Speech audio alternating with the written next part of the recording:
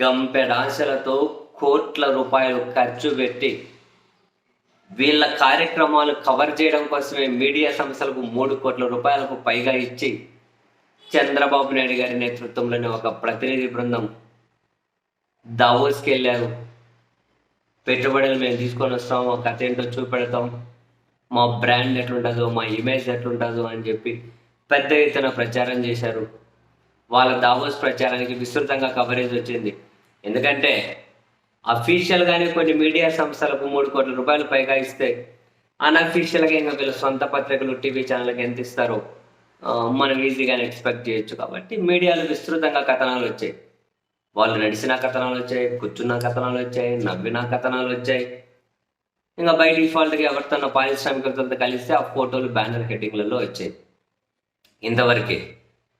ఇంతవరకే తప్పితే కనీసం ఒక్కటంటే ఒక్క కంపెనీతో కూడా ఎలాంటి అగ్రిమెంట్స్ కుదుర్చుకోకుండానే, ఎలాంటి ఒప్పందాలు లేకుండానే తిరుగుముఖం పట్టేశారు. స్టార్ట్ అయిపోయారు దావోస్ నుండి. వాళ్ళు తిరుగుముఖం పట్టేశారు. ఒక్క కంపెనీతో కూడా ఒప్పందాలు లేవు. కనీసం పక్కన తెలంగాణ ముఖ్యమంత్రి రేవంత్ రెడ్డి గారి నేతృత్వంలో ఒక బృందం, వాళ్ళైనా 1,00,000 కోట్ల పెట్టుబడులు అంటున్నారు, 80,000 కోట్ల పెట్టుబడులు అంటున్నారు, లేదా 60,000 కోట్ల పెట్టుబడులు అంటున్నారు. ఏదో ఒకటి అయితే పెట్టుబడులు ఒప్పందాలను కుదుర్చుకున్నారు. అవి ల్యాండ్ అయ్యే కథ పక్కన పెట్టండి. మహారాష్ట్ర అయితే దాదాపు 9 లక్షల కోట్ల రూపాయలకు ఒప్పందాలు కుదుర్చుకొని వచ్చింది. ఆంధ్రప్రదేశ్లో మాత్రం వీళ్ళు వెళ్ళి ఒక్క ఒప్పందం కూడా లేకుండా తిరుగుముఖం పట్టేశారు. కోట్ల రూపాయలు ఖర్చు. అంటే చంద్రబాబు నాయుడు గారు నేరుగా ఆంధ్రప్రదేశ్కి ఏమీ రావట్లేదు అంటున్నారు. ఆయన ఢిల్లీ వెళ్ళి కొందరు కేంద్ర మంత్రులను కలవబోతున్నారట. ఫిబ్రవరి 1వ తేదీ బడ్జెట్ ప్రవేశపెట్టబోతున్నారు కదా.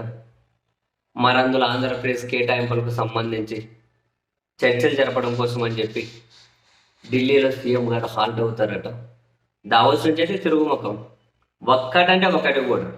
బిల్ గేట్స్ను కలిశారు అని ఫోటో, అంటే ఏమంటారు, మైక్రోసాఫ్ట్ స్టాల్ వరకు వెళ్ళారు, బిల్ గేట్స్ను కలిశారు, కలిసినట్లు ఫోటో. ఏం అగ్రిమెంట్స్ లేవు.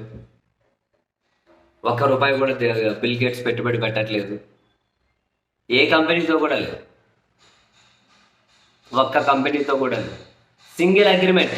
ఎక్కడైనా పోయాం కదా అంత దూరం, ఏదో ఆ పత్రికల్లో, టీవీ ఛానల్లో చూపించుకోవడం కోసం ఒక అగ్రిమెంట్ అని చెప్పి అనుకోవడానికి కూడా అటువంటివి కూడా లేవు పాపం.